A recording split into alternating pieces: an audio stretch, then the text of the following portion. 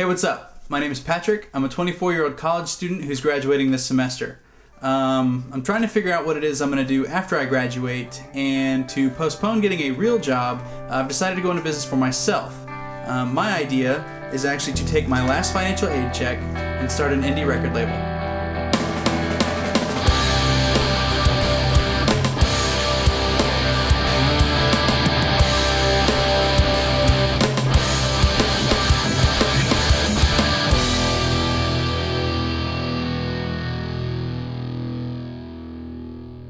That's right, kiddies.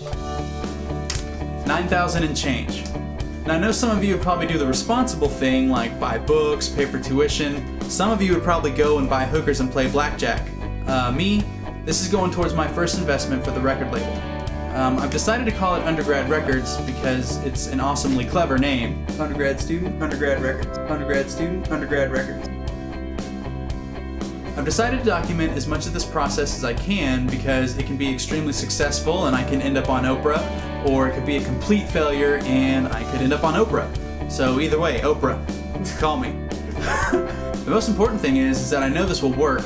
It'll just take a lot of time, it's going to take a lot of networking, and probably most of my check.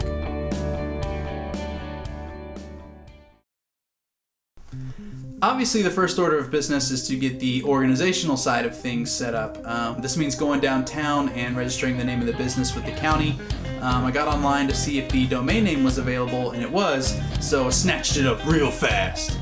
Honestly, this was to prevent Puff Daddy from getting it before I did, in case he decided to change his name next week to Undergrad Records. Since I'm first starting out, I should be able to run everything out of my apartment. There's not really any reason to go get office space right now. I'm pretty sure I can also get a tax write-off. I just need to find somewhere where it says, yes, you can get a tax write-off. I'll have to be really careful with what I spend the money on because it's a large chunk of the money that I've got, and I can only be fueled by so much ramen.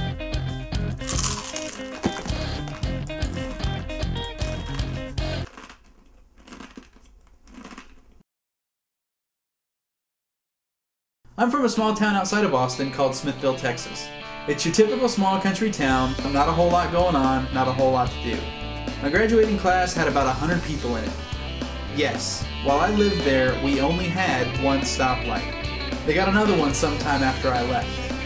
You may have heard of the town before in the 1997 movie Hope Floats.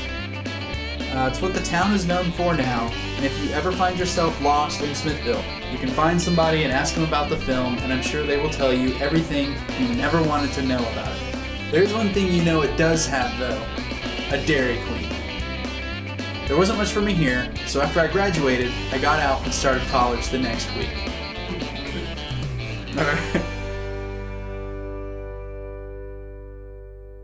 And this is where I've been ever since, the University of Texas at San Antonio, home of the Roadrunners. Right now I'm majoring in general business with a minor in management and a certificate in music technology. This is why it has taken me 6 years to graduate. I'm sure my parents can tell you all about that. That's about it. Other than being in the band for the first year I was here, I never joined any frats or organizations. I never really was one of those people who hung out on campus all the time because I had other stuff to do.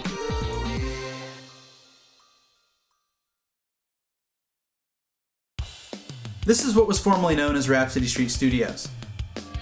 I started out as an intern here after my first year in college. Eventually, I sat in on sessions, and soon after started doing sessions on my own. Within a year, I became the studio manager and helped run the business in its day-to-day operations. Over the course of the years, I've had the opportunity to travel to numerous places across the country. On the West Coast to places like San Francisco and LA, to the East Coast to places like New York City. We've gone for different reasons, such as to attend trade shows like NAMM or to master records at Sterling Sound with Greg Calby. I've had chances to work with numerous talented people, and in 2006, I was the engineer on a project which was nominated for a Grammy.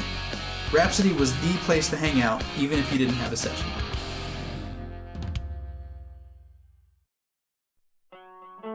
So one of the bands that recorded at the studio is a band called the Panic Division. They're currently signed to the Militia Group. During the course of recording their second album, Rory Felton, the label owner, came down to check out the studio. While he was there, he actually talked to us about his record label and the different situations he's been in, both the good ones and the bad ones, from starting it up to the direction that he wanted to take it. It was definitely a good time to be around the studio and listen to that, considering that this is the path that I'm about to take. One of the benefits I've had from being in the music industry for the past 5 years is the number of contacts I've made. I'm hoping I can reach out to them for advice or help if I need to. They range from all aspects of the music industry, from lawyers to singer-songwriters to producers to even other engineers. I've already asked my friend RJ to help me out with some of the camera work, so you'll probably see him from time to time. One of the people I really want to talk to first is my old boss, Mac Damon. He used to own Rhapsody Street Studios until he moved into a new private facility. This is my old boss, Mac Damon. He's been in the music business for over 15 years, and he's owned his own studios for the past 6. Over the course of his career, he's produced over 150 records, 5 of which have been nominated for Grammys. During my time at Rhapsody, I've seen him record, produce, direct videos for, and manage some of the acts he's been working with. Now, one of the other reasons why I think he can help isn't because of the label experience he has with the artists that he's worked with, but the label experience he has himself. About 10 years ago, he used to actually help run a record label. The time that I've worked with him, he's never actually gone into details, but I think once I tell him what my idea is, hopefully he'll tell me about his experience, and for all I know, he could tell me that I'm making a huge mistake. Alright, so one of the things about Mac is that he's notorious for being difficult to get a hold of.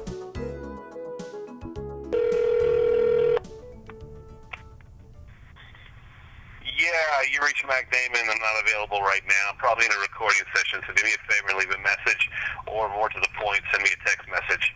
I'm averaging about 24 hours on returning phone calls, but I'm averaging less than an hour on returning text messages. Oh, and if you're calling from an unknown number, yeah, I don't do that. So show your caller ID, or your phone call's never going to get answered. Thanks.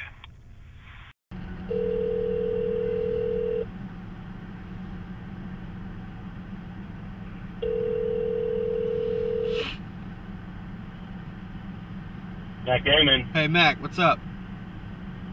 Patrick! What's up, man? What's up, man? Hey, I was trying to see, I've got this idea that I was thinking about and wanted to see if I could talk to you about it. I need to figure out your schedule. We can meet on Thursday. Tracking vocals with, tracking vocals with Nick. We can figure out a time to meet on Thursday. So anytime you feel thoughts, just call me, and I'll stop whatever I'm doing, and we'll talk. How much time do you need? I don't know, maybe more than 20 minutes, probably like 20, 30 minutes. Okay, cool. Awesome. Well, I can make that happen. That's not a big issue. All right, man. Awesome. Everything going cool with you? Oh, yeah, no, I'm good, man. Okay, sweet. Awesome. All right, well, then I'll see you on Thursday. All right, cool. All right, buddy. Later. Okay, well, that was easy. So I was able to get my meeting scheduled with Mac. The time for me now is to write my ideas down and get them more organized, so when I do meet with him, I have a better idea of what he'll have to say and what he suggests. Hopefully sometime soon I'll have an update for you and let you know how things go. Stay tuned.